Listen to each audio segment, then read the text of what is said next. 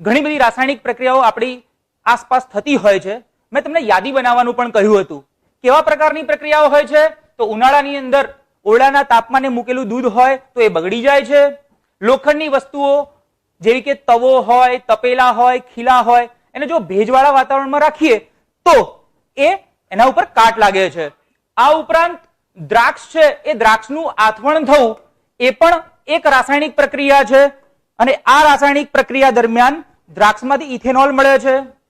ખોરાકનું રંધાવું એ પણ આપણે રાસાયણિક પ્રક્રિયા વિશે વાત કરી હતી. એમાં કઈ કઈ રાસાયણિક પ્રક્રિયાઓ થાય છે? શરીરમાં ખોરાકનું પાચન થવા જેવી જટિલ રાસાયણિક પ્રક્રિયાની ચર્ચા આપણે કરી હતી. અને શ્વાસોશ્વાસની ક્રિયા દરમિયાન શ્વાસ અને ઉચ્છ્વાસ ની આપલે દરમિયાન થતી પ્રક્રિયાઓની પણ કેટલીક વાત આપણે કરી હતી. મિત્રો, હવે આપણે અહીંયા કેટલીક બીજી ચર્ચાઓ કરીએ. લાસ્ટ પીરિયડની અંદર આપણે થોડે જ્યાં છૂટી ગયું હતું, જ્યાંથી આપણે શરૂઆત કરી હતી ત્યાંથી આપણે વાત કરીએ. આપણે એક રાસાયણિક પ્રક્રિયા જોઈ હતી, Fe એટલે કે લોખંડની પાણીની વરાળ સાથેની પ્રક્રિયા. આ સૂત્રને આપણે બેલેન્સ પણ કર્યું હતું. એમાં થોડીક વાતની અંદર કંઈક રહી ગયું ને આપણો સમય પૂરો થયો. હું જરા યાદ કરાવી લઉં. આપણે શું કર્યું હતું? પ્રક્રિયા આપણી પાસે આવી હતી, Fe plus H2O પાણીની વરાળ gives Fe3O4 plus H2. મિત્રો, અહીંયા આ રાસાયણિક પ્રક્રિયાને આપણે બેલેન્સ કરી દીધું. હવે આગળની તરફ આપણે જઈએ. છેલ્લું સોપાન 7. આ સોપાનની અંદર એમ કહેવામાં આવે છે કે આ સોપાનની અંદર પ્રક્રિયામાં આપણે કશું નથી કરવાનું. પ્રક્રિયાની અંદર પરમાણુઓ તો આપણે બેલેન્સ કરી દીધા છે. હવે આ પ્રક્રિયાની અંદર આપણે એની ભૌતિક સ્થિતિ વિશેની વાત કરીશું. ભૌતિક સ્થિતિ શા માટે લખાય છે? તો ભૌતિક સ્થિતિ લખીએ તો આપણું જે રાસાયણિક સમીકરણ છે એ વધારે અર્ધસૂચક બને છે. આપણું રાસાયણિક સમીકરણ અર્ધસૂચક બને એટલા માટે આપણે સમીકરણો લખીએ છીએ. તમને હું કેટલીક યાદી બતાવું. દાખલા તરીકે આપણે જો રાસાયણિક પદાર્થોમાં ઘન પદાર્થો વાપરતા હોઈએ તો ઘન પદાર્થો માટે S સંજ્ઞા લખાય છે. S એટલે કે સોલિડ. જો આપણે વાયુરૂપ પદાર્થો વાપરતા હોઈએ તો વાયુરૂપ પદાર્થ માટે G સંજ્ઞા વપરાય છે. અને જો આપણે પ્રવાહીરૂપ પદાર્થો વાપરતા હોઈએ તો એના માટે L સંજ્ઞા વપરાય છે. જલીય પદાર્થો વાપરતા હોઈએ તો જલીય પદાર્થો માટે AQ સંજ્ઞા વપરાય છે. આ ઉપરાંત પ્રક્રિયા દરમિયાન જો કોઈ વાયુ ઉત્પન્ન થતો હોય તો વાયુ ઉત્પન્ન થતો હોય એવી ઘટનાની અંદર આપણે તીર ઉપરની તરફ કરીએ છીએ. અને જો કોઈ અવક્ષેપ ઉત્પન્ન થતો હોય તો અવક્ષેપને આપણે તીર નીચેની તરફ કરીને દર્શાવીએ છીએ. હવે તમને થતું હશે ક્યાં દર્શાવી શકાય? દાખલા તરીકે આપણી પ્રક્રિયા દરમિયાન અહીંયા હાઇડ્રોજન વાયુ ઉત્પન્ન થાય છે તો તીર ઉપરની તરફ કરીશું તો એનો મતલબ એવો થાય છે કે હાઇડ્રોજન વાયુ ઉત્પન્ન થયો, જે ઉપરની તરફનું તીર બતાવે છે. ઓકે. અને આપણને યાદ હશે ગઈકાલે આપણે પ્રક્રિયા એક જોઈ હતી, લેડ નાઇટ્રેટની પોટેશિયમ આયોડાઇડ સાથેની પ્રક્રિયા. આ પ્રક્રિયાની અંદર લેડ આયોડાઇડના અવક્ષેપ મળ્યા હતા. ઓકે. હું એક એનું સૂત્ર લખું છું. લેડ આયોડાઇડ એટલે PbI2. હવે આના અવક્ષેપ મળે એટલે તીર નીચેની તરફ કરાય છે. ઓકે, તમને ખ્યાલ આવી ગયો હશે. તો હવે આ સિવાય આપણે જલદ અને મંદ દ્રાવણો પણ પ્રક્રિયા દરમિયાન વાપરીએ છીએ. તમને ખ્યાલ હશે કે આપણે ઝીંક ધાતુની પ્રક્રિયા મંદ સલ્ફ્યુરિક એસિડ અથવા તો મંદ હાઇડ્રોક્લોરિક એસિડ સાથે પ્રક્રિયા કરી હતી. તો જો જલદ અથવા તો મંદ દ્રાવણો વાપરતા હોઈએ તો એને ડાયલ્યુટ અથવા તો કોન્સન્ટ્રેટ એવા સંકેતથી લખાય. જેમ કે જો જલદ વાપરતા હોઈએ તો CONC એટલે કે કોન્સન્ટ્રેટ H2SO4 એટલે કે કોન્સન્ટ્રેટ સલ્ફ્યુરિક એસિડ. અને જો મંદ દ્રાવણ વાપરતા હોઈએ કોઈ એસિડનું કે કોઈ પદાર્થનું તો એને આપણે ડાયલ્યુટ એટલે કે DIL ડાયલ્યુટ માટે, HCl એટલે હાઇડ્રોક્લોરિક એસિડનું મંદ દ્રાવણ. સમજ પડી ગઈ હશે તમને? ઓકે. તો હવે મિત્રો આપણે જરા ઝડપથી આગળની તરફ જઈએ.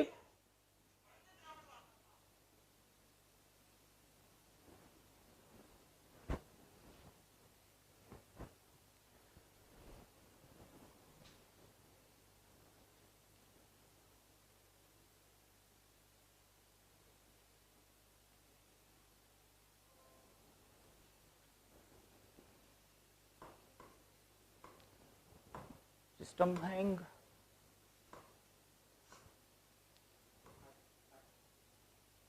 ઓકે, તાપમાન, દબાણ અને ઉદ્દીપકની જે કઈ પ્રક્રિયાઓ છે એને આપણે દર્શાવીએ છીએ. હવે તમારી પાસે અહીંયા બે રાસાયણિક પ્રક્રિયાઓ મેં આપી છે. પ્રક્રિયા કોની વચ્ચે છે, એમાં શું થાય છે, અત્યારે હાલ એના તરફ ધ્યાન નથી આપવાનું. તમારે શું જોવાનું છે કે આ પ્રક્રિયા દરમિયાન અહીંયા તમે જોઈ શકો છો કે અહીંયા કોઈ સંકેત બીજો વાપર્યો છે, CO એટલે કાર્બન મોનોક્સાઇડ, એની સાથે G સંકેત વાપર્યો છે એટલે કે ત્યાં આગળ કાર્બન મોનોક્સાઇડ ગેસ ફોર્મમાં છે એટલે કે વાયુ સ્થિતિમાં છે. અહીંયા હાઇડ્રોજન પણ ગેસ ફોર્મમાં છે એટલે કે વાયુરૂપ અવસ્થામાં છે. અને અહીંયા તમે જોઈ શકો છો L લખ્યું છે. L નો મતલબ શું? લિક્વિડ એટલે કે પ્રવાહી.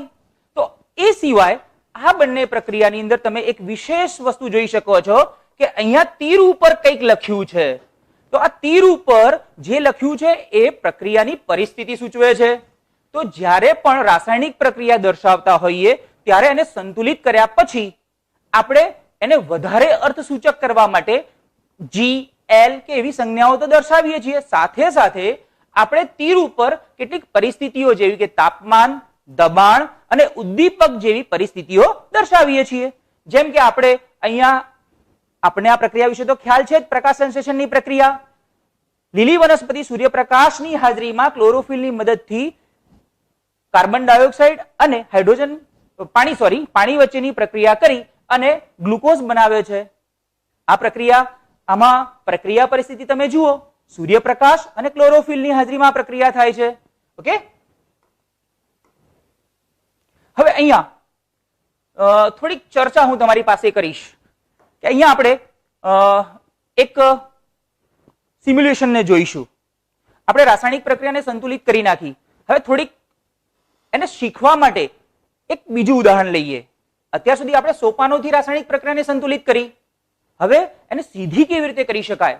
મેં તમને ગઈકાલે કહ્યું હતું ને કે એક ઉદાહરણ આપણે સીધી રીતે પણ લઈશું કે સોપાનો વગર, કારણ કે સોપાનોની અંદર આપણને થોડું અટપટું લાગે છે.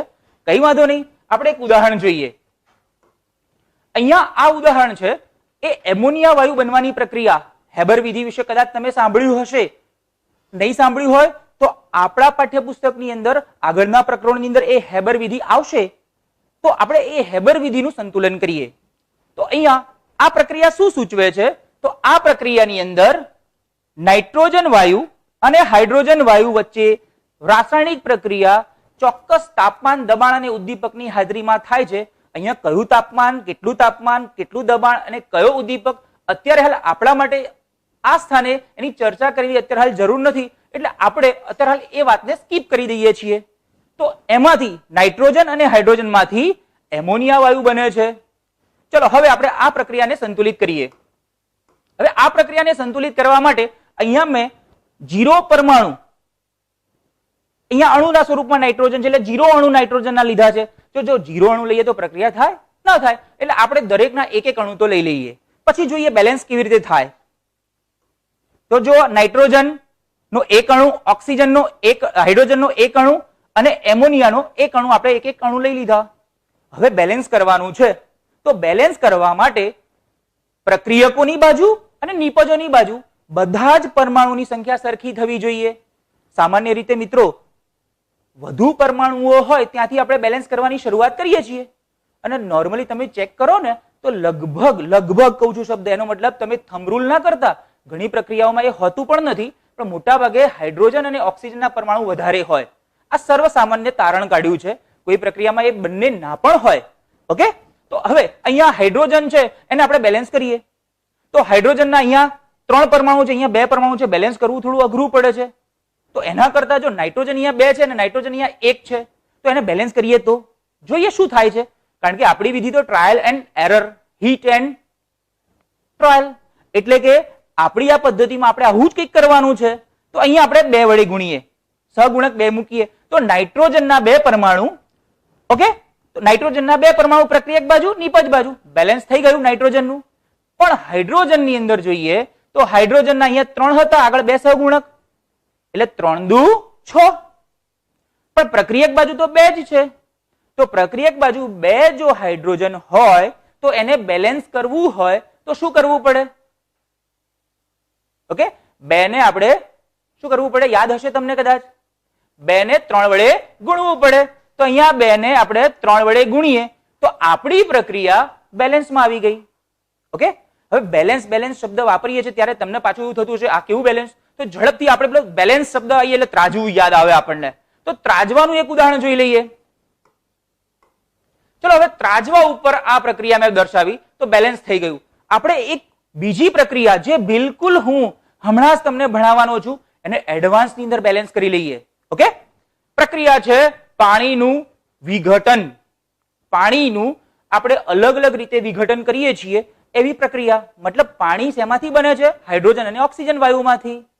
આ પાણીને જ્યારે એનું વિઘટન કરીએ ત્યારે એમાંથી હાઇડ્રોજન અને ઓક્સિજન વાયુ છૂટા પડે છે. હવે અહીંયા આપણે કરી દઈએ અગાઉ કહ્યું એમ દરેકના એક એક પરમાણુ તો લઈ લઈએ. જોઈએ ત્રાજવું છે એ ઇમ્બેલેન્સ સ્થિતિમાં છે. મતલબ અહીંયા પ્રક્રિયક અને નિપજ બાજુ પરમાણુની સંખ્યા સંતુલિત નથી. સંતુલિત કરવી પડશે ને. ઓકે, તો જોઈએ અહીંયા હાઇડ્રોજનના 2 પરમાણુ છે, અહીંયા હાઇડ્રોજનના 2 પરમાણુ છે, મતલબ એ તો સંતુલનમાં છે, એમાં કઈ છેડછાડ ન કરવી પડે. ઓક્સિજનની વાત કરીએ, અહીંયા ઓક્સિજનના કેટલા પરમાણુ છે? 1 પરમાણુ. અહીંયા ઓક્સિજનનો 2 પરમાણુ છે. તો એનો મતલબ એવો થયો કે પ્રક્રિયક બાજુ ઓક્સિજનના 2 પરમાણુ કરવા પડે. તો અહીંયા 2 વડે હું ગુણી કાઢું. અરે વાહ, તો આ તો બેલેન્સ આ બાજુ હતું એ આ બાજુ ઇમ્બેલેન્સ થઈ ગયું. મતલબ ઓક્સિજન બેલેન્સમાં આવ્યો તો હાઇડ્રોજન ઇમ્બેલેન્સ થઈ ગયો. તો હવે જો ઓક્સિજનના 2 પરમાણુ પ્રક્રિયક અને નિપજ બાજુ સરખા થયા તો પછી હાઇડ્રોજનની સંખ્યામાં જે પહેલા સંતુલનમાં હતું એમાં ઇમ્બેલેન્સ થયું તો એને બેલેન્સ કરવું પડે. તો હવે અહીંયા 4 હાઇડ્રોજન, પ્રક્રિયક બાજુ 4 હાઇડ્રોજન છે, નિપજ બાજુ 2 એકા 2 હાઇડ્રોજન છે. તો 2 ને કેટલા વડે ગુણીએ તો 4 થાય. સાહેબ આવો પ્રશ્ન પૂછાતો હશે? આ તો અમને આવડે છે કારણ કે અમારું ગણિતના લેસન ની અંદર અમે આવા ભાગાકાર ને ગુણાકાર ઘણા કર્યા છે. સિમ્પલ, 2 દુ 4, 2 વડે ગુણીએ તો આપણું બેલેન્સ એકદમ સરસ મજાનું થઈ ગયું. ઓકે, સારું. ત્યારે મિત્રો હવે આપણે આપણી વાતને જરા આગળ વધારીએ. અહીંયા કેટલીક રાસાયણિક પ્રક્રિયાઓ આપી છે, મેં તમને ગઈકાલે હોમવર્ક ની અંદર આપી હતી. હું અત્યારે તમારું હોમવર્ક વિશે ચર્ચા નથી કરતો. તમને કદાચ જો આના વિશે કંઈક સમજ ના પડી હોય, હોમવર્કમાં કંઈ સમજ ના પડી હોય તો તમારું કમેન્ટ બોક્સ, તમારું લાઈવ ચેટ મારી પાસે ખુલ્લું જ છે. હું જોઈશ, તમે મને કદાચ ચેટની અંદર એના વિશેની માહિતી કરશો તો આપણે ફરીથી કહું છું નેક્સ્ટ વિડીયોની અંદર એના વિશે ડિટેલમાં વાત કરીશું. ગઈકાલે કોઈ ન સમજ પડી હોય એવા કોઈ કમેન્ટ્સ નહોતી. એક મિત્રને ન સમજ પડી પણ એને ટોપિક વિશેની વાત ન કરી. તો એવી કંઈ પણ મૂંઝવણ હોય તો મિત્રો ખાસ તમે અમારું ધ્યાન દોરજો. આપણે આ પ્રક્રિયાઓ વિશે ડિટેલમાં જોવાના છીએ પણ અત્યારે હાલ આપણે હોમવર્કની વાત નહીં કરતા. અહીંયા અમે કમેન્ટ બોક્સની વાત કરી ત્યારે મને સેડ અને હેપી બંને ફિલિંગ આવી રહી છે. મિત્રો કેટલાક મિત્રોની કમેન્ટ જોઉં ત્યારે એવું થાય કે આપણે વર્ગખંડમાં હાજર છીએ, અર્થાત એક વર્ચ્યુઅલ ક્લાસમાં હાજર છીએ. ક્લાસ એટલે વર્ચ્યુઅલ શાળાનો એક વર્ચ્યુઅલ ક્લાસ છે. અને મિત્રો ક્લાસ વર્ગખંડ એટલે આપણું પવિત્ર સ્થળ. અને આ પવિત્ર સ્થળની અંદર આપણે કોઈ એવી કોઈના વિષયની કે કઈ એવી અભદ્ર ટિપ્પણી કરીએ એ યોગ્ય ના કહેવાય. આપણે અહીંયા ભણવા માટે આવ્યા છીએ. સરકારે આપણા માટે કેટલી સરસ મજાની જોગવાઈઓ કરી છે. દૂરદર્શન ઉપર તો તમને ટેલિકાસ્ટ કરી રહ્યા છે, અલગ અલગ વિડીયોના માધ્યમથી તમારા શિક્ષકો, તમારા શાળાના શિક્ષકો વર્ચ્યુઅલ ક્લાસના માધ્યમથી તમને ભણાવી રહ્યા છે. એ સિવાય તમને નથી સમજ પડી એના માટે એક સ્પેશિયલ યુટ્યુબ ક્લાસ પણ શરૂ કર્યો, માઇક્રોસોફ્ટ ટીમ ક્લાસ પણ શરૂ કર્યો અને ફેસબુક ક્લાસ પણ શરૂ કર્યો. અરે જીઓનો ક્લાસ પણ શરૂ કર્યો છે. જો આટલી બધી સરકાર તમારા માટે, તમારા અભ્યાસને સારી રીતે કરવા માટે જો સરકાર આટલી સગવડ કરતી હોય તો પછી આપણે અભ્યાસનું જ કાર્ય કરીશું. તમારા મમ્મી અને પપ્પાએ તમને ફોન અભ્યાસ માટે આપ્યો છે. ઓકે, એટલે મિત્રો આપણે આ જે કઈ કમેન્ટ છે એ કમેન્ટ આપણા અભ્યાસને લગતી જ કરીએ. એટલે મને થોડી બેડ ફિલિંગ આવી કે વિદ્યાર્થીઓ કેમ અભ્યાસની વાત નથી કરતા. પણ સાથે હેપીનેસ પણ છે કે મારી સાથે 1000 કરતા પણ વધારે વિદ્યાર્થીઓ જોડાયા છે અને એમની બહુ જ પોઝિટિવ કમેન્ટ આવે છે જે અમારો ઉત્સાહમાં ઘણો બધો વધારો કરી રહી છે. તો આપણે આગળ વધીએ. ચલો ત્યારે મિત્રો હવે આ ફિલિંગને આપણે બાજુમાં લઈએ અને આપણે આપણા આજના ટોપિક ની તરફ શરૂઆત કરીએ. આજનો આપણો ટોપિક નિપજના નિર્માણની પ્રક્રિયાની વાત કરીશું. મિત્રો, તમને પ્રક્રિયકો અને નિપજો બંનેની મેં સરસ રીતે વાત કરી. તમને કદાચ એવું થતું હશે કે પ્રક્રિયકો છે એ પ્રક્રિયકોમાંથી નિપજો જે બને છે એ નિપજો કેવી રીતે બનતી હશે. તો કદાચ કોઈ મિત્રને એવું થતું હોય કે પ્રક્રિયકો છે એ પ્રક્રિયકો એમાં જે કઈ હશે પ્રક્રિયક એ અદ્રશ્ય થઈ જતા હશે અને ત્યાંથી નિપજ બની જતી હશે. પણ મિત્રો, એવું થતું નથી. દાખલા તરીકે આપણે એક વાત કરીએ, પ્રક્રિયકોની અંદર H2 વાયુ છે. હવે H2 વાયુને લખવો હોય, જો એને રાસાયણિક બંધના સ્વરૂપમાં લખવું હોય તો H2 વાયુને આપણે આમ લખીએ છીએ, H અને H. એમના વચ્ચે એક બંધ આવેલો છે. બંધ વિશે તમે થોડુંક શીખ્યા હશો, પણ મિત્રો આના પછી આપણા ત્રીજા અને ચોથા ચેપ્ટરમાં આપણે રાસાયણિક બંધ વિશે બહુ જ ડીપમાં એનો અભ્યાસ કરવાના છીએ. એટલે કેટલાક પ્રશ્નો બંધ માટેના હોય તો ત્યાં દૂર થઈ જશે. અહીંયા આપણે હાઇડ્રોજન ના એક અણુની વાત કરીએ, એવી રીતે આપણે સાથે ક્લોરીનના એક અણુની વાત કરીએ. બંને વચ્ચે રાસાયણિક પ્રક્રિયા થાય તો એ પૂર્વે શું થાય છે? તો એ પૂર્વે આ હાઇડ્રોજનના જે બંધ છે એ બંધ તૂટે છે. એમાંથી એક હાઇડ્રોજન અને બીજો હાઇડ્રોજન, એમ બે હાઇડ્રોજન મોલિક્યુલ્સ, અથવા તો જો અહીંયા તો જે હું મોલિક્યુલ્સ કહીશ, પણ કેટલીક પ્રક્રિયાઓની અંદર એને આયનો પણ કહેવા પડશે. અત્યારે એની ચિંતા ન કરતા, વાત કરીને ત્રીજા ચોથા ચેપ્ટરમાં આપણે ફરીથી એના વિશે ડિટેલમાં શીખવાના છીએ. અર્થાત અહીંયાથી બે હાઇડ્રોજન પરમાણુ છૂટા પડે છે. એવું જ કંઈક ક્લોરીનમાં પણ થશે. ક્લોરીનમાંથી પણ બે હાઇડ્રોજન પરમાણુ છૂટા થશે. અર્થાત પ્રક્રિયકોમાં રહેલા બંધો તૂટે છે અને નિપજ જે છે અહીંયા HCl નિપજ બનશે. એના બે અણુઓ બનશે. તો અહીંયા HCl હાઇડ્રોજન ક્લોરાઇડ, એની અંદર બંધોનું સર્જન થશે. એટલે કે પ્રક્રિયા દરમિયાન નિપજનું નિર્માણ એમનેમ નથી થતું. નિપજના નિર્માણ માટે પ્રક્રિયકોના અણુના બંધો તૂટે છે અને નિપજના અણુના બંધોનું સર્જન થાય છે અને આ રીતે નવા પદાર્થો બનતા હોય છે. ચાલો મિત્રો, આપણે એક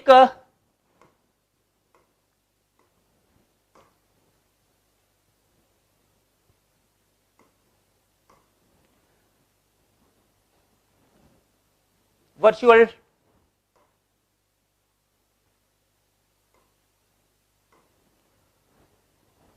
ટૂર કરીએ. આના વિશે જ આપણે એક વર્ચ્યુઅલ ટૂર કરીએ. માય કેમિસ્ટ્રી લેબ, એની અંદર આપણે એક રિએક્શન જોઈએ.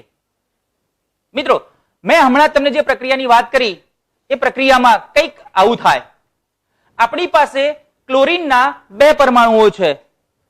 ઓકે, અહીંયા ક્લોરીનના બે પરમાણુઓ છે. આ બંને પરમાણુઓ જે છે એ બંને પરમાણુઓ અને હાઇડ્રોજનના બે પરમાણુઓ છે, એ બંને વચ્ચે રાસાયણિક પ્રક્રિયા થઈ અને હાઇડ્રોજન ક્લોરાઇડ કેવો બને છે એના વિશે વાત કરીએ આપણે.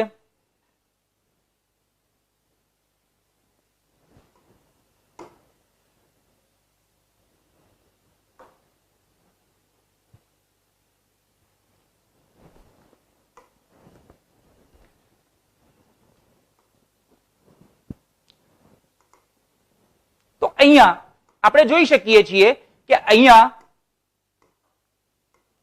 ક્લોરીનના આ બે પરમાણુઓ છે. આ બંને પરમાણુઓ છૂટા પડે છે, Cl અને Cl. એવી રીતે હાઇડ્રોજનના બે પરમાણુઓ છે એ છૂટા પડે છે, H H. આ બંને જોડાશે, અહીંયા છૂટા પડ્યા પછી એ બે જોડાશે અને આ બે જોડાઈ બે HCl બનાવે છે. તો તમે સમજી ગયા ને કે HCl નું નિર્માણ કેવી રીતે થાય છે. ઓકે મિત્રો, તો હવે ઝડપથી આપણે આપણી નેક્સ્ટ સ્લાઇડ તરફ જઈએ.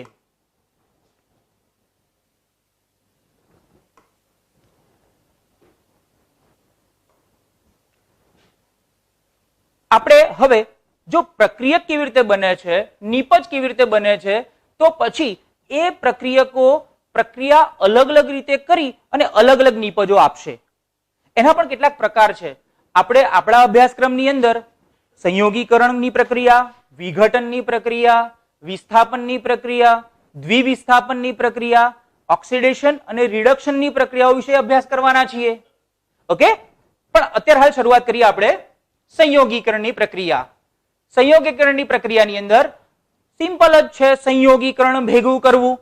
એટલે કે જે રાસાયણિક પ્રક્રિયામાં બે કે તેથી વધારે પ્રક્રિયકો વચ્ચે પ્રક્રિયા થઈ અને નિપજ એક જ પરમાણુ કે પરમાણુ સમૂહ અથવા તો એને અણુ કહીએ તો એક જ નિપજ મળે તો એને સંયોગીકરણની પ્રક્રિયા કહેવામાં આવે છે. આપણે સંયોગીકરણની પ્રક્રિયાના ઉદાહરણ તો હમણાં ઘણા લીધા, ગઈકાલે પણ લીધા હતા, કદાચ તમને યાદ હશે જ. ઓકે, એક નવી જ પ્રક્રિયા વિશે વાત કરીએ. કેલ્શિયમ ઓક્સાઇડ અને પાણી વચ્ચેની પ્રક્રિયાથી કેલ્શિયમ હાઇડ્રોક્સાઇડ બને છે અને આ આપણી બુકની અંદર પ્રવૃત્તિ 1.4 ના સ્વરૂપે આપેલી છે. મિત્રો ઝડપથી તમારી બુક ખોલો. ઓકે, તમારી બુકની અંદર પ્રવૃત્તિ 1.4 આપેલી છે. આ પ્રવૃત્તિ સંયોગીકરણ પ્રક્રિયાનું એક સરસ મજાનું ઉદાહરણ છે. આ પ્રક્રિયામાં શું કરવાનું છે? આપણે એક બીકર લઈશું. એ બીકરની અંદર આપણે શું ઉમેરવાનું છે? Calcium oxide. કેલ્શિયમ ઓક્સાઇડને બીજા શબ્દોમાં કળી ચૂનો કહેવામાં આવે છે. ઓકે, જોઈએ પ્રક્રિયા શું થાય. હવે મિત્રો અહીંયા એક કાળજી રાખવી પડે. કળી ચૂનાની કેલ્શિયમ ઓક્સાઇડ એટલે કે કળી ચૂનાની જ્યારે પાણી સાથે પ્રક્રિયા કરીએ ત્યારે એક ખૂબ જ વધારે ઉષ્મા ઉત્પન્ન કરે છે. તમને કદાચ તમારા ઘરે વ્હાઇટ વોશ એટલે કે ચૂનો કરતા હશો ત્યારે તમે જોયું હશે કોઈ ડ્રમ કે કોઈ માટલું એની અંદર જ્યારે પાણીની અંદર કળી ચૂનો નાખે ત્યારે કેટલું બધું ઉકળે છે. તો એટલા માટે કેટલીક કાળજીઓ રાખવી પડે. તો આપણે અહીંયા આ પ્રક્રિયા વિશે વાત કરીશું. કે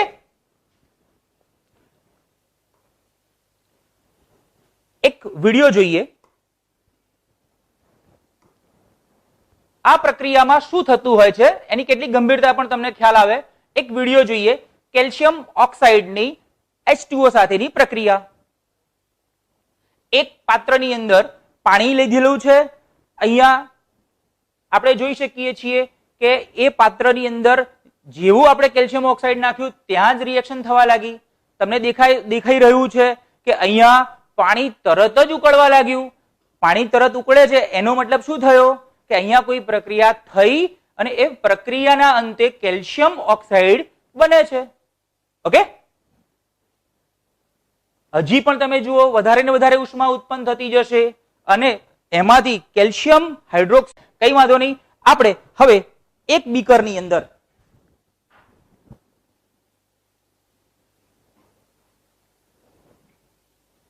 એક બીકર લઈએ છીએ. નેટ ગયું.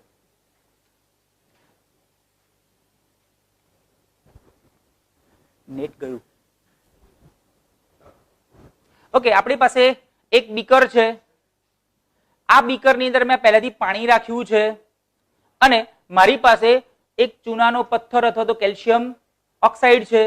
મિત્રો અહીંયા મેં કેટલી કાળજી રાખી શકાય, વધારે ઉષ્મા જો ઉત્પન્ન થઈ જાય તો શું પરિસ્થિતિ થઈ શકે એ તમને અંદાજો નથી, પણ અમે કેટલીક હેઝાર્ડસ પ્રક્રિયાઓ જોઈ છે એટલે કેટલી કાળજી તો રાખવી પડે. ઓકે, તો મેં અહીંયા એક જલપાત્ર લીધું છે અને જલપાત્ર છે એની અંદર પહેલાથી મેં થોડું પાણી રાખી લીધું છે અને આ જલપાત્રમાં હું આ પ્રક્રિયા કરીશ. મારી સાથે સહયોગમાં જ્યોતિબેન આવશે કે જે આપણને આ પ્રક્રિયાની અંદર થોડીક સહાયતા કરશે. જ્યોતિબેન તમે જરા આ બીકરને, આ જલપાત્રને પકડજો. થોડુંક સહેજ ઊંચું પકડજો એટલે બેકગ્રાઉન્ડની અંદર એમને સરસ દેખાય. ઓકે, હું એક ટુકડો નાખું છું. તમે જોઈ શકો છો કે તરત જ બબલિંગ શરૂ થઈ ગયા નાખતાની સાથે જ. થોડું ગરમ પણ થઈ રહ્યું છે. ઓકે, હું આને એમને એમ રહેવા દઉં છું, પછી આના ઉપરની પ્રક્રિયાઓ આપણે આગળ જોઈશું.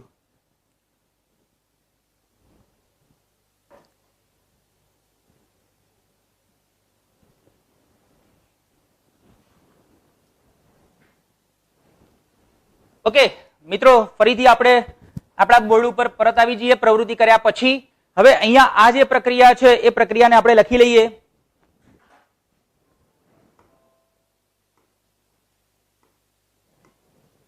અહીંયા કેલ્શિયમ ઓક્સાઇડ અણુસૂત્ર તમને બધાને આવડતું જ હશે. આપણે એના વિશે ચર્ચા અગાઉ કરી હતી. Calcium oxide CaO. અહીંયા તમે ચૂનાનો પથ્થર ઘન સ્વરૂપમાં જોયો હતો એટલે અહીંયા આપણે સંજ્ઞામાં લખીશું અહીંયા S. એની પાણી સાથેની પ્રક્રિયા H2O, જેને આપણે સંજ્ઞામાં લખીશું L. ત્યાર પછી એમાંથી જ્યારે બંને વચ્ચે પ્રક્રિયા કરાવી ત્યારે નિપજ બની હતી કેલ્શિયમ હાઇડ્રોક્સાઇડ CaOH ટ્વાઇસ. મિત્રો અહીંયા બોલાય છે CaOH ટ્વાઇસ. આપણે દર વખતે આપણે હાઇડ્રોજનના બે પરમાણુ એમ કહીએ છીએ, અહીંયા OH સમૂહ છે, એક ગ્રુપ છે, એક ગ્રુપના બે અણુઓ છે. ઓકે, અને સાથે ઉષ્મા ઉત્પન્ન થશે. ઓકે, તો ઝડપથી તમે આ સૂત્રને પણ તમારી નોટની અંદર લખી લેજો, કારણ કે આ સૂત્ર તમારા માટે ઘણું અગત્યનું છે. ઓકે,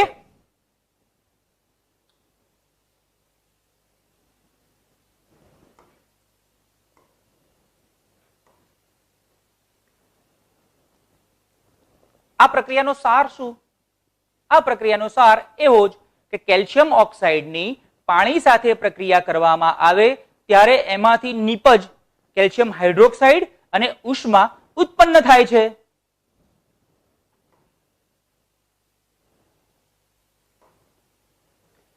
તમારી પાસે નોટબુક છે, પેન છે, તો તમારે મને આ પ્રક્રિયાની અંદર વપરાતા પદાર્થોને તમારે ચેટ બોક્સની અંદર લખીને મોકલવાના છે. ઉદાહરણ છે કોલસાના દહનની પ્રક્રિયા. કોલસાનું અણુસૂત્ર શું થાય, એની સંજ્ઞા શું છે, અને એનું દહન કરીશું ત્યારે કયો પદાર્થ વપરાશે. ઓકે, જલ્દી હું કમેન્ટમાં જોઈ રહ્યો છું કેટલાક મિત્રો કોલસાના દહનની પ્રક્રિયાને સમજી ગયા હશે. અહીંયા એક મિત્રએ જવાબ ખોટો આપ્યો છે. ઓકે, હું જોઈ રહ્યો છું. ઝડપથી કોલસાના દહનની પ્રક્રિયામાં કયા પદાર્થો વપરાશે, પ્રક્રિયકો કયા કયા હશે? પ્રિન્સનો જવાબ સાચો છે. વેરી ગુડ બેટા, પ્રિન્સનો જવાબ સાચો છે. ઘણા મિત્રો જવાબ આપી રહ્યા. વિકાસનો જવાબ પણ સાચો છે. વ્યોમ પટેલ એનો પણ જવાબ સાચો છે, પણ માત્ર એમને એક જ પ્રક્રિયક કયો, બીજો પ્રક્રિયક ના કયો. કેટલાક મિત્રો પરમાણુ અણુના સ્વરૂપમાં પણ દર્શાવી રહ્યા છે. Okay, very good. અરે વાહ. હવે મિત્રો તમે અહીંયા જ્યારે કમેન્ટમાં બે સબસ્ટન્સ લખો છો, એક સબસ્ટન્સ આવો લખો છો તમે C અને બીજો સબસ્ટન્સ લખો છો O2. તો મિત્રો મેં પ્રક્રિયકો વિશે વાત કરી, અહીંયા તો તમે મને એક નવો જ ઘટક આપ્યો. કઈ વાંધો નહીં, આપણે જોઈએ. ઘણા મિત્રોના જવાબ સાચા છે. મિહિર પરમારે એક જ સબસ્ટન્સ આપ્યો છે. ઓકે, કઈ વાંધો નહીં, આપણે જોઈએ. કોલસાનું દહન, કોલસો એટલે કાર્બન જે સોલિડ સ્વરૂપમાં હોય, એનું દહન કરીએ. કોઈ પણ પદાર્થનું દહન કરવામાં આવે ત્યારે આપણે ઓક્સિજનની હાજરીમાં એનું દહન કરીએ છીએ. તો ઓક્સિજનની હાજરીમાં એનું દહન થાય. ઓક્સિજન છે વાયુ સ્વરૂપમાં. અહીંયા દહન કરીશું એટલે અહીંયા ગરમી આપીશું, તાપમાન આપીશું. તમે કેટલીક પ્રક્રિયાઓની અંદર જોઈ શકશો કે જ્યારે ઉષ્મા આપવાની હોય, તાપમાન આપવાનું હોય, ત્યારે આપણને જો એનું ચોક્કસ તાપમાન ખબર ના હોય તો આવો ત્રિકોણ ઉપર સંકેતમાં વાપરીએ છીએ, જેને ડેલ્ટા કહેવાય. ગણિતમાં આ સંજ્ઞા તમે શીખ્યા હશો. પણ આ જે ચિહ્ન છે એવું સૂચવે છે કે અહીંયા ઉષ્મા આપવાની છે. આપણને એનું ચોક્કસ તાપમાન ખબર ના હોય તો ડેલ્ટા સંજ્ઞા વપરાય છે. ઓકે, તો C plus O2 gives CO2, એટલે કે કાર્બન ડાયોક્સાઇડ. કાર્બન બે એટલે ડાઈ, ઓક્સાઇડ, કાર્બન ડાયોક્સાઇડ. કાર્બનની ઓક્સિજન સાથે પ્રક્રિયા કરીએ ત્યારે કાર્બન ડાયોક્સાઇડ મળે છે. ઓકે,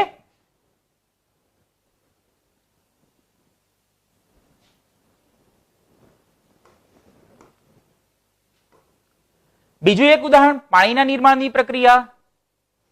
ઓકે મિત્રો, ફરીથી પાણીના નિર્માણ માટે કયા કયા પ્રક્રિયકો વપરાશે તમારે મને ચેટ બોક્સમાં કહેવાનું છે. ઓકે, પાણીના નિર્માણ માટે કયા કયા પ્રક્રિયકો વપરાશે?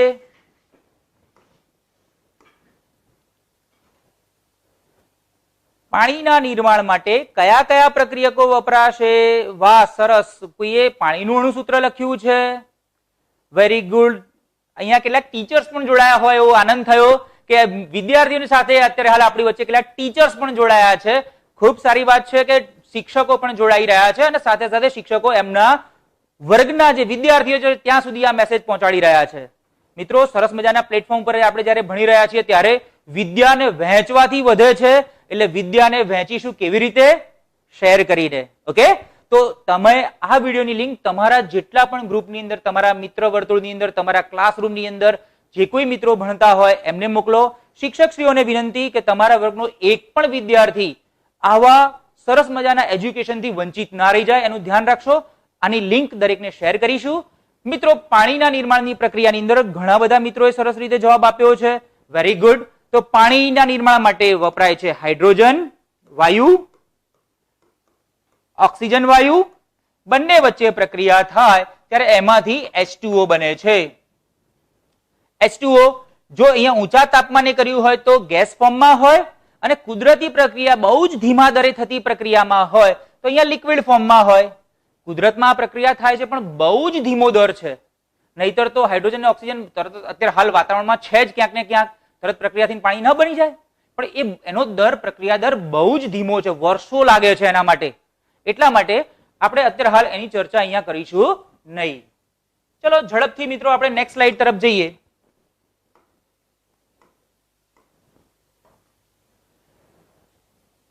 સંયોગીકરણ પ્રક્રિયાના બે ઉદાહરણો જોયા પછી આપણે એક પ્રશ્ન એવો થાય કે અહીંયા મેં જે વાત કરી, આપણી પાસે આ જે પદાર્થ છે એ પદાર્થ, કોઈ વાંધો નહીં, નથી લેવાની જરૂર. આપણી પાસે આ જે પદાર્થ છે એ પદાર્થ માંથી આપણે કેલ્શિયમ હાઇડ્રોક્સાઇડ બનાવ્યો.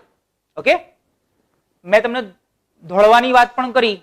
તો આપણને કેટલાક પ્રશ્નો થતા હશે કે આપણા ઘરની દિવાલ માટે ધોળવા માટે જે પદાર્થ વપરાય છે એ કેવો હશે, એની શું પરિસ્થિતિ હશે? તો આપણા ઘરની દિવાલને ધોળવા માટે આપણે જે પદાર્થ વાપરીએ છીએ એ કેલ્શિયમ હાઇડ્રોક્સાઇડ છે, જેને ચૂનાનું નીતર્યું પાણી પણ કહેવામાં આવે છે. એ આ પ્રક્રિયાથી બને છે. હમણાં આપણે પ્રક્રિયા જોઈ ગયા. કેલ્શિયમ હાઇડ્રોક્સાઇડ ની પાણી સાથેની પ્રક્રિયા કરીએ ત્યારે એમાંથી કેલ્શિયમ હાઇડ્રોક્સાઇડ મળે છે. કેલ્શિયમ ઓક્સાઇડની પાણી સાથે પ્રક્રિયાથી કેલ્શિયમ હાઇડ્રોક્સાઇડ મળે છે, જેને બીજા શબ્દોમાં ચૂનાનું નીતર્યું પાણી અથવા તો લાઇમ વોટર કહેવામાં આવે છે. ઓકે,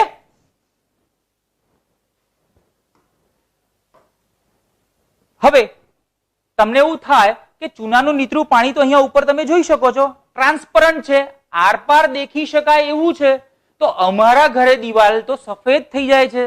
તો એ થવા માટે જ્યારે તમે વ્હાઇટ વોશ કરો છો, એટલે કે તમે ચાહે બ્રશથી કે રોલરથી જ્યારે ચૂનાનું નીતર્યું પાણી દિવાલ ઉપર લગાવો છો, એના 2 કે 3 દિવસ સુધી એ કેલ્શિયમ હાઇડ્રોક્સાઇડ છે એ વાતાવરણમાં રહેલા કાર્બન ડાયોક્સાઇડ સાથે પ્રક્રિયા કરશે. અને કાર્બન ડાયોક્સાઇડ સાથે પ્રક્રિયા કર્યા બાદ એમાંથી પાતળું સખત કેલ્શિયમ કાર્બોનેટનું એક આવરણ તૈયાર કરશે. અને કેલ્શિયમ કાર્બોનેટ એટલે બીજું કઈ નહીં, આપણે એને આરસપાણ કહીએ છીએ. હવે જો મેં આરસપાણ શબ્દ વાપર્યો તો તમને તરત મનમાં થઈ ગયું ને કે આરસપાણ કેટલો બધો સખત હોય છે. તો આપણા ઘરની દિવાલ ઉપર બારીક પાતળું કેલ્શિયમ કાર્બોનેટનું આવરણ થાય છે. એટલે કે આ કેલ્શિયમ હાઇડ્રોક્સાઇડ છે એ 2 કે 3 દિવસ બાદ કેલ્શિયમ કાર્બોનેટમાં રૂપાંતરણ પામે છે. પ્રક્રિયા અહીંયા તમે જોઈ શકો છો. કદાચ અહીંયા કલરના કારણે તમે ન જોઈ શકતા હોય તો હું પ્રક્રિયા ફરીથી તમને સ્પષ્ટ દેખાય એના માટે હું લખી કાઢું છું. CaOH twice plus CO2 gives CaCO3 plus H2O. આ CaCO3 છે કેલ્શિયમ કાર્બોનેટ. આ કેલ્શિયમ કાર્બોનેટને બીજા શબ્દોમાં આરસપાણ કહીએ છીએ, જેનું પાતળું સ્તર થવાથી એકદમ સરસ મજાનું આપણને વ્હાઇટ વોશ દેખાય છે. ઓકે,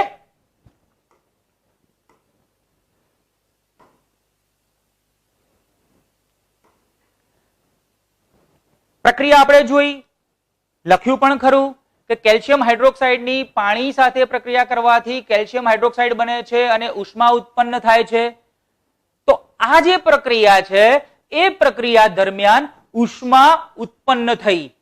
જે રાસાયણિક પ્રક્રિયા દરમિયાન ઉષ્મા ઉત્પન્ન થતી હોય, મુક્ત થતી હોય, એવી રાસાયણિક પ્રક્રિયાને આપણે ઉષ્માક્ષેપક પ્રક્રિયા કહીએ છીએ, જેને ઇંગ્લિશમાં એક્ઝોથર્મિક રિએક્શન કહેવામાં આવે છે. તો અહીંયા આપણે કેલ્શિયમ હાઇડ્રોક્સાઇડ ની બનવાની જે પ્રક્રિયા છે એ ઉષ્મા ઉત્પન્ન કરનારી પ્રક્રિયા હોવાથી આ પ્રક્રિયાને આપણે ઉષ્માક્ષેપક પ્રક્રિયા કહીએ છીએ. ઓકે, દાખલા તરીકે એક ઉષ્માક્ષેપક પ્રક્રિયા છે કુદરતી વાયુના દહનની પ્રક્રિયા. કુદરતી વાયુ તરીકે આપણે મિથેનને ઓળખીએ છીએ, એની પ્રક્રિયા દહનની પ્રક્રિયા છે એ કેવી છે? ઉષ્માક્ષેપક પ્રક્રિયા. બીજી છે કોલસાના દહનની પ્રક્રિયા. કોલસાનું દહન થવું એ પણ ઉષ્માક્ષેપક પ્રક્રિયા છે. તો અહીંયા કુદરતી વાયુના દહનની પ્રક્રિયા આપણે જો લખવી હોય તો આપણે આમ લખી શકીએ, કુદરતી વાયુ જેને આપણે કહીએ છીએ CH4, એનું નામ છે મિથેન, એનું દહન કરીએ, દહન શબ્દ આવે એટલે ઓક્સિજનની હાજરીમાં આપણે દહન કરીએ છીએ, ત્યારે એમાંથી CO2 વાયુ, પાણીની વરાળ એટલે કે પાણી અને સાથે ઉષ્મા છૂટી પડે છે. કોલસાના દહનની પ્રક્રિયા આપણે હમણાં જોઈ, ફરીથી હું લખી કાઢું, C+O2 gives CO2. કોલસો ઘન સ્વરૂપમાં, વાયુ સ્વરૂપમાં ઓક્સિજન છે, એમાંથી CO2 વાયુ સ્વરૂપમાં મળે છે. ઓકે, તો આપણી પાસે આ બે સરસ મજાની પ્રક્રિયાઓ છે, એક કુદરતી વાયુનું દહન, બીજું કોલસાનું સળગવું.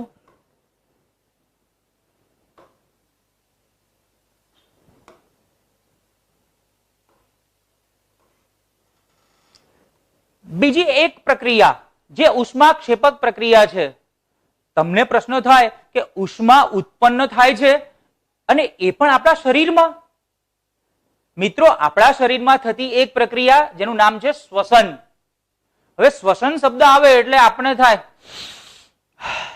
આને શ્વસન ન કહેવાય, આને શ્વાસ અને ઉચ્છ્વાસની ક્રિયા કહેવાય. શ્વસનની ક્રિયા ક્યાં થાય છે? જરા યાદ કરી લો, કણાભ સૂત્ર. કણાભ સૂત્ર કોષનું શક્તિ ઘર કહેવાય છે, એ શીખ્યા છો તમે. ત્યાં આગળ થતી પ્રક્રિયાને શ્વસન કહેવાય છે. આપણે જે ઓક્સિજન શ્વાસમાં લઈએ છીએ એ આપણા ફેફસાની અંદર થી રુધિરમાં ભળે છે. રુધિરમાંથી આપણા દરેકે દરેક કોષ સુધી એ ઓક્સિજન પહોંચે છે અને એ ઓક્સિજન જે કોષને શક્તિની જરૂર છે ત્યાં પહોંચ્યા પછી ત્યાં રહેલા ગ્લુકોઝના અણુનું દહન કરશે. ઓકે, તો શ્વસનની પ્રક્રિયા માટે ઘણા બધા વિદ્યાર્થીઓ શ્વાસ અને ઉચ્છ્વાસને શ્વસન કહે છે. એ યોગ્ય નથી, એ સાચું નથી. શ્વસનની પ્રક્રિયા કણાભ સૂત્રમાં થાય છે.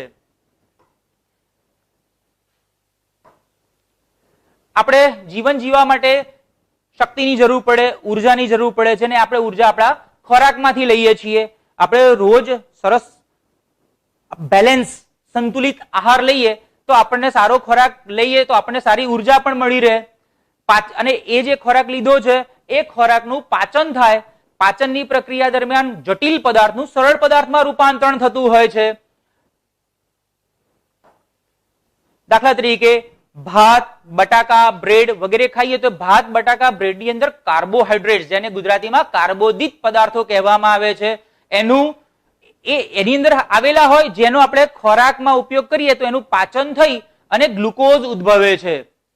આ ગ્લુકોઝ છે એ ગ્લુકોઝ આપણા શરીરમાં દરેકે દરેક કોષ સુધી રુધિરના મારફતે પહોંચે છે અને ત્યાં જઈ અનેક ઓક્સિજન સાથે એ સંયોજાઈ અને ઉર્જા આપે છે. ક્યાંક એવું તો નથી થતું ને કે મારા શરીરમાંથી ઉર્જા નીકળી રહી છે, કોઈ કોષ છે સળગી રહ્યો છે, ત્યાં આગળ દહન થઈ રહ્યું છે. મિત્રો, આ બહુ જ મંદ દહનની પ્રક્રિયા છે, જેને એનાથી આપણે ગરમી અંદર ઉત્પન્ન થાય એવું નથી સમજી શકતા. ઓકે, પ્રક્રિયા કંઈક આ રીતે છે. C6H12O6 ગ્લુકોઝનું અણુસૂત્ર છે, એની ઓક્સિજન સાથે પ્રક્રિયા કરીએ ત્યારે એમાંથી 6CO2 પ્લસ 6H2O અને ઉર્જા મુક્ત થાય છે. ઓકે, પ્રક્રિયા તમને ખ્યાલ હશે, કારણ કે આ પ્રક્રિયા 8મા ધોરણમાં પણ શીખ્યા, 9માં પણ આવેલી છે.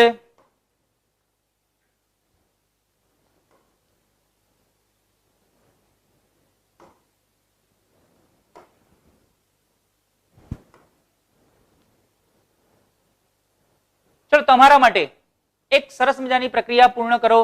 ઝડપથી હું તમારે 10 સેકન્ડ આપું છું. તમારે આના કમેન્ટ બોક્સની અંદર મને બતાવવાનું છે, લખવાનું છે કે આની નીપજ કઈ મળશે. ઝડપથી કમેન્ટ બોક્સની અંદર તમે મને જરા કહી દો કે આની અંદર શું આવશે. ઝડપથી મિત્રો.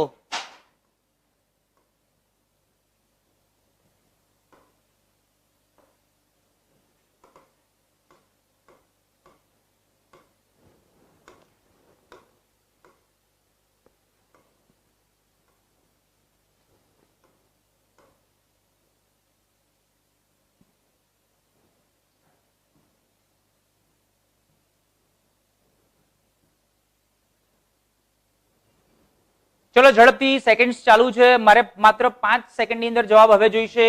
અરે 10 સેકન્ડ થઈ ગયું. ઓકે, અરે વાહ, સરસ. ઘણા બધા મિત્રોનો જવાબ સાચો. હેતનો જવાબ સાચો છે, હિતનો જવાબ સાચો છે. Very good.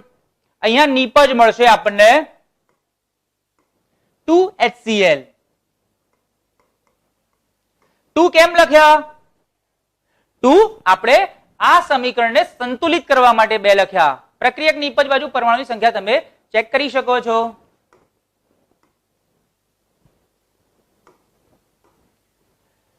વિઘટન પ્રક્રિયા વિશે વાત કરીએ મિત્રો. અહીંયા વિઘટન પ્રક્રિયા છે, એ વિઘટન પ્રક્રિયા બિલકુલ આપણે જ્યારે સંયોગીકરણની પ્રક્રિયા શીખ્યા એમાં 2 પદાર્થો ભેગા થઈ એમાંથી કોઈ નવો પદાર્થ, એક જ પદાર્થ બને છે, જેને આપણે સંયોગીકરણની પ્રક્રિયા તરીકે ઓળખી. આ વિઘટનની પ્રક્રિયાની અંદર એક જ પદાર્થમાંથી 2 કે તેથી વધારે પદાર્થો ઉત્પન્ન થતા હોય તો એને વિઘટન પ્રક્રિયા તરીકે ઓળખીએ છીએ. તો મિત્રો, પ્રક્રિયક તરીકે કોઈ એક જ પદાર્થ છે, નિપજ તરીકે ઘણા બધા પદાર્થો મળશે. 2 પદાર્થ કે તેથી વધારે પદાર્થો. તો જ્યારે પદાર્થનું વિઘટન કરવામાં આવે છે ત્યારે એમાંથી વિઘટન કરવા માટે તમારે એને ઉર્જા આપવી પડે. અને ઉર્જા આપણે અલગ અલગ માધ્યમથી આપી શકીએ. પદાર્થનું વિઘટન કરીએ છીએ એનો મતલબ એમાંથી બંધ તોડીએ છીએ. બંધ તોડવા માટે એટલે કે વિઘટન કરવા માટે એને જે ઉર્જા છે એ અલગ અલગ 3 રીતે આપી શકીએ છીએ. એક ઉષ્મા દ્વારા, પ્રકાશ દ્વારા અને વિદ્યુત દ્વારા.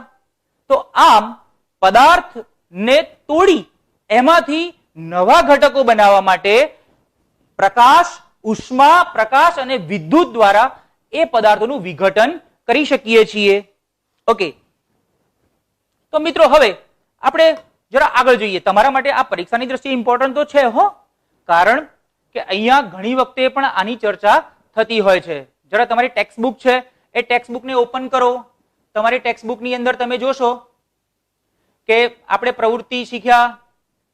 ઝડપથી આપણે તમારી ટેક્સ્ટ બુકની અંદર તમે જુઓ, વિઘટનની પ્રક્રિયા કાઢો. જલ્દી વિઘટનની પ્રક્રિયા તમે જોશો તો અહીંયા એક સરસ મજાની પ્રવૃત્તિ આપી છે. અને આ જે પ્રવૃત્તિ છે એ પ્રવૃત્તિ બહુ જ સરસ રિઝલ્ટ પણ આપે છે. તમે તમારી શાળાની અંદર જ્યારે પ્રયોગશાળામાં જશો ત્યારે આ પ્રવૃત્તિને સરસ રીતે તમે કરી શકશો. કે પ્રવૃત્તિની અંદર આપણે શું કરીશું, તમે તમારી નોટની અંદર વપરાતા પદાર્થોનું લિસ્ટ પણ બનાવજો. તો અહીંયા ફેરસ સલ્ફેટ આપણે લેવાનો છે. મિત્રો, ફેરસ સલ્ફેટ મારી પાસે અહીંયા છે. ઓકે, પણ મિત્રો અહીંયા બિલકુલ હું ઘડિયાળને જોઈ રહ્યો છું તો હું ફેરસ સલ્ફેટને લઉં છું. મેં તમને વાત કરી કે આનું સરસ રિઝલ્ટ મળે છે, પ્રયોગશાળામાં પ્રયોગ કરવાના છો, પણ ઘડિયાળ મને ના પાડે છે. ઘડિયાળ કહે છે સમય થઈ ગયો છે. અને જો તમારે આ પ્રવૃત્તિ અને આના પછીની સરસ મજાની પ્રવૃત્તિ જોવી હોય તો બિલકુલ કાલે 11 વાગે વિજ્ઞાનના ક્લાસની અંદર હાજર રહેજો. તમારા મિત્રોને હાજર કરજો અને સવારે 10 વાગ્યાનું ગણિતનું લેસન તો ચૂકતા નહીં. ગણિત અને વિજ્ઞાનનું પેરેલલ લેસન આપણે અહીંયા જ એક જ વર્ચ્યુઅલ ખંડની અંદર આપણે બેસી અને એનો અભ્યાસ કરીશું. નમસ્તે, જય હિન્દ.